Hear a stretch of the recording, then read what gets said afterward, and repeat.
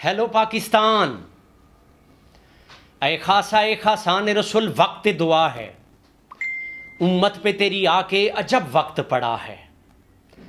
Corona corona corona, آخر کیا ہے یہ کرونا؟ کس زبان کا لفظ ہے؟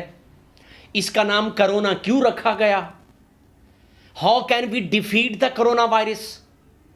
کیا یہ دنیا کی سب سے بڑی خبر ہے یا کوئی وائرل ڈیزیز ہے؟ میں ہوں بلال مصطفی، اور بلال مصطفی آفیشل کی سیریز میں آج ہم آپ کو کرونا اور کرونا سے ریلیٹڈ بیماریوں کی ہسٹری بتانے جا رہے ہیں۔ کرونا ایکچولی اب تک کی وہ واحد چیز ہے جس نے پوری دنیا کو ہلا کر رکھ دیا ہے، اور دنیا کے جتنے بھی اسپیکٹس ہیں، چاہے وہ پولیٹیکل، سوشل، اکنامیکل، انڈسٹریل یا ایگریکلچر ہوں، اس نے تمام پیرامیٹرز کو ہلا کر رکھ دیا ہے۔ کرونا ایکچولی ایک لیٹن ورڈ ہے، لاطینی لفظ ہے، جس کا مطلب ہے کرون، اور ہم کرون کو تاج کہتے ہیں۔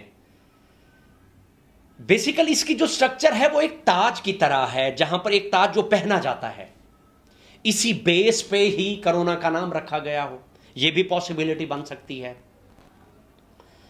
اور دنیا میں اب تک جتنے بھی وائرس دریافت ہوئے ہیں، ان سب میں مختلف ہے یہ، اس لیے اس کے آغاز میں ہی پتہ نہیں چل سکا کہ اس کے پیشنٹ کے اندر کیا کیا علامات ہوں گے اور کس طرح سے بچا جا سکتا ہے۔ اس کی تھیوری کا آغاز جون 2006 میں ہوا۔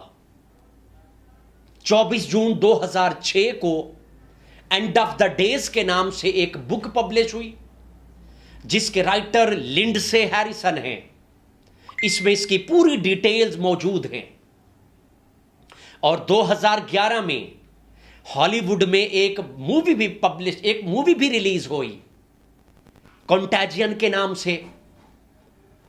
اس میں اس طرح کا سکرپٹ ہے، یہی ملک تھے اور اسی طرح کا اٹیک دکھایا گیا ہے، کیونکہ یہ جینیاتی طور پر میچ کرتا ہے سارس کرونا وائرس سے، اس لیے پہلے اس کا نام سارس CoV-2 رکھا گیا، اور 2019 میں WHO نے بھی اس کا نام سارس CoV-2 رکھ دیا۔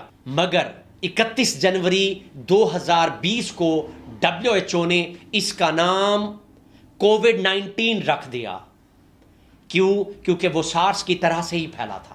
اور اس کی ہسٹری کا کمپیریٹیولی اگر ہم یہاں پر دیکھیں تو 2012 میں ایک مرس کی بیماری ہوئی تھی، جو چمگادڑوں سے اونٹوں میں منتقل ہوئی، اور کچھ عرصہ اونٹوں میں رہنے کے بعد انسانوں میں منتقل ہو گئی۔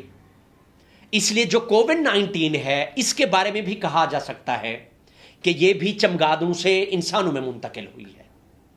مگر اس بار اکارڈنگ ٹو سائنٹسٹ، پینگولن نامی جانور کے اندر بھی کرونا وائرس کی تصدیق ہو گئی ہے، اور پینگولن کے بارے میں کہا جاتا ہے کہ اسے ایک ملک سے دوسرے ملک میں سمگل کیا جاتا ہے، اور اس بار بھی انٹرنیشنل مارکیٹ سے سمگل کر کے چائنا میں لایا گیا ہے اسے۔ اور کچھ لوگوں کا خیال یہ بھی ہے کہ چونٹیاں کھانے والا یہ جانور سب سے زیادہ میڈیسن میں استعمال ہوتا ہے، لہٰذا 90% چانسز ہیں کہ اسی پینگولن کی وجہ سے ہی کرونا وائرس ہوا ہے، کیونکہ ایکچولی یہ 96% جینیاتی طور پر میچ کرتا ہے سارس کرونا وائرس سے۔ لیکن موسم بدل رہا ہے، اور جب موسم بدلتا ہے تو ہلکی پھلکی بیماری بھی آتی ہے، مطلب نزلہ، زکام اور کھانسی۔